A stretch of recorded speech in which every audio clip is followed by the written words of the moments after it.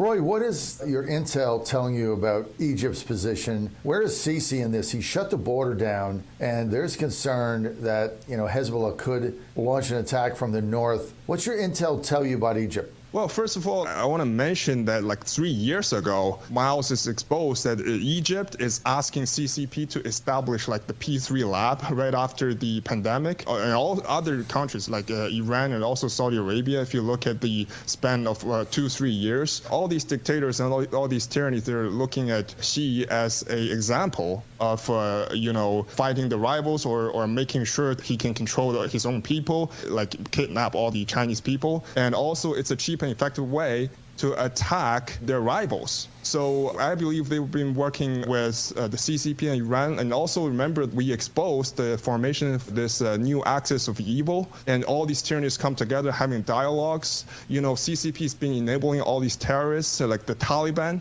And also, if you look at the nature of Hamas, right, we talk about the military facilities and Hamas being kidnapping hosts all the Palestinians as hostages so that the U.S. or so the Israeli, the IDFs wouldn't easily attack them, wouldn't dare to attack because it's going to cause lots of casualties. CCP has been doing this for years. If you look at around the globe, CCP has been establishing, facilities in Argentina, Cuba, Brazil, the Bahamas, and islands near Key West. And also, they're in disguise of civilian facilities. And also, satellite launch sites. And also scientific research institutes. Right, embassy buildings and cargo ships with missiles and surveillance and spy devices. And the U.S., unfortunately, is not aware of 80% of them.